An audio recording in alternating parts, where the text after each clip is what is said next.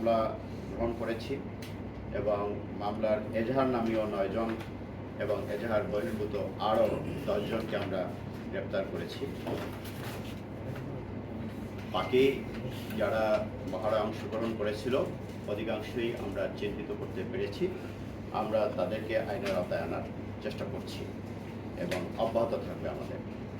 আমি আপনাদের সামনে স্পষ্ট ভাষায় বলতে চাই যে ঝুট ব্যবসা এবং অন্যান্য যে ব্যাকওয়ার্ড লিঙ্কের যে সমস্ত ব্যবসা আছে সেই ব্যবসা নিয়ে দখল বেদখল কোনো মহড়া, অস্ত্রের প্রদর্শনী, মাছল পাওয়ার বা মাছল শক্তি সেটা প্রদর্শন, এটা আমরা কঠোর হাতে দমন করব।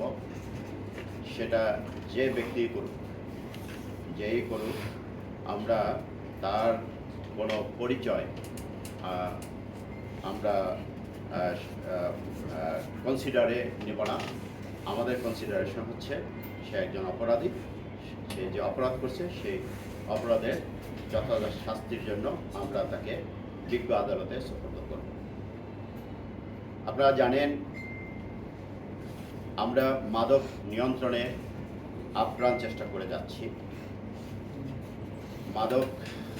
মাদকের বিস্তার এমন জটিল পরিস্থিতিতে পড়ে গেছে যে হাত বাড়ালেই মাদক পাওয়া যায় এবং এই মাদকের যেরকম চাহিদা আছে একইভাবে সরবরাহ আছে এবং এই দুইটা লাইনেই যদি আমরা কাজ না করতে পারি, সরবরাহ লাইন যদি আমরা কন্ট্রোল না করতে পারি, চাহিদাটাকেও যদি আমরা কন্ট্রোল না করতে পারি, তাহলে মাদক নিয়ন্ত্রণ করা আসলেই কঠিন।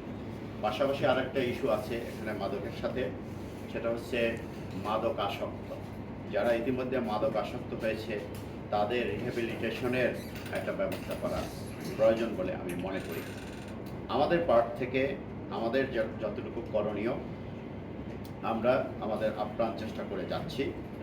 এর মধ্যে আপনারা জানেন গাজীপুরে ছোট বড় অনেক বস্তি রয়েছে। এখানে শ্রমজীবী মানুষ কলোনি আকারে বসবাস করে এবং মাদকের স্পট বা মাদক বিক্রয়ের জায়গা এখানে অভাব নাই, বিভিন্ন হাইড আউটের অভাব নাই। এসব কারণে মাদকটাকে আমরা যেই প্রত্যাশা নিয়ে মাদকের বিরুদ্ধে অভিযান করছি সেরকম প্রত্যাশা আসলে পূরণ এখন পর্যন্ত করা সম্ভব হয়নি। আমাদের এখানে কয়েকটা আমরা বলি যে মাদকের দুর্গের মতো আছে।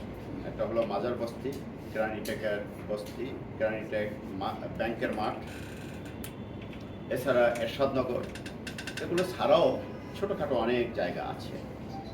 মাজার বস্তি এটা অনেকটা ইনভিনসিবল ছিল। আমি প্রথমে এটার ইতিহাস নিয়েছি।